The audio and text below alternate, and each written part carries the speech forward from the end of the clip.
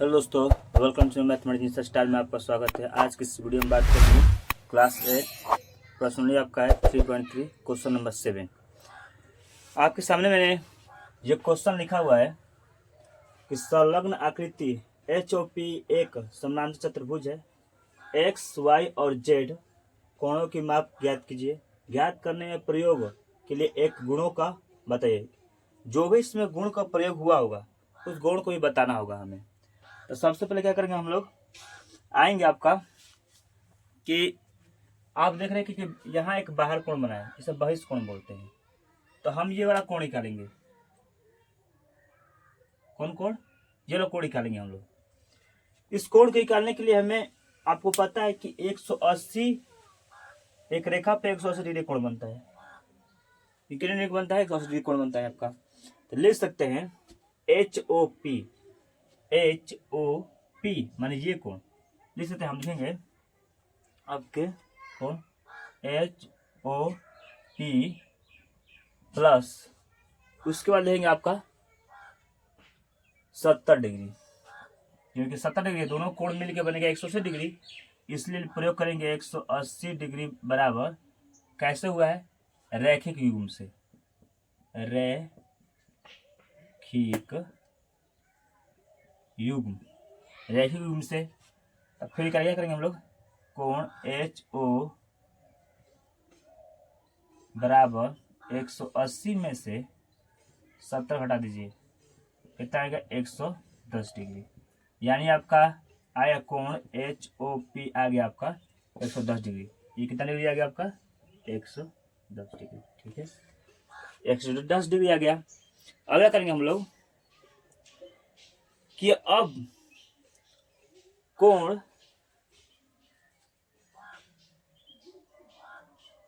110 degree, ठीक है। अब देखेंगे कोण एक्स ये है, ये वाला। आपको पता है कि समांतर चतुर्भुज में आमने सामने कोण सम्मुख कोण कहते हैं। आमने सामने कोण क्या कहेंगे?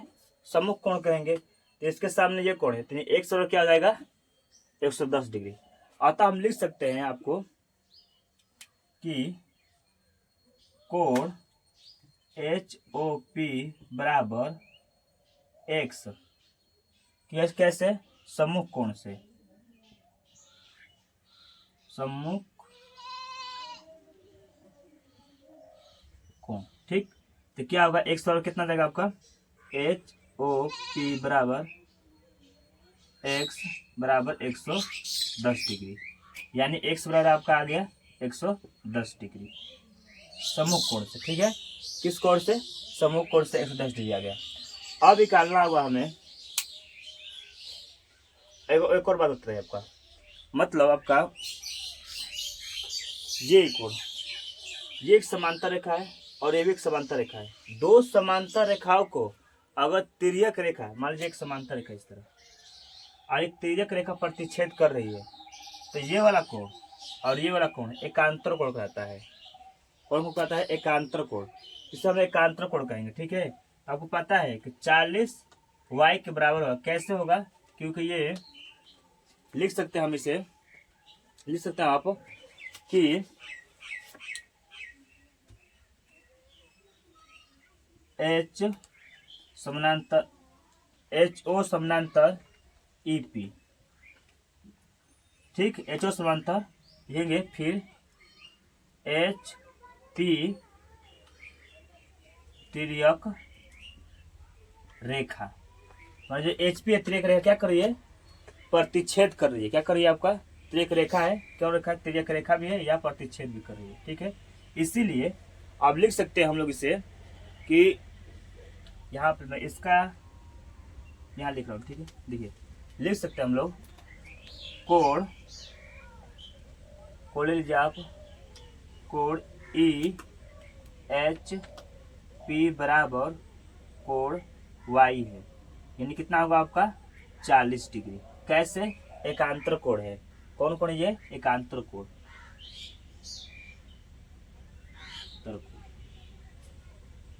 एकांतर कोण से, यानी कि Y के बराबर कितना आ गया? 40 आ गया, 40 गया। अब Z को निकालना होगा हमें। ये तो मतलब वाई निकल गया 40 डिग्री। अब जेड को निकालना होगा।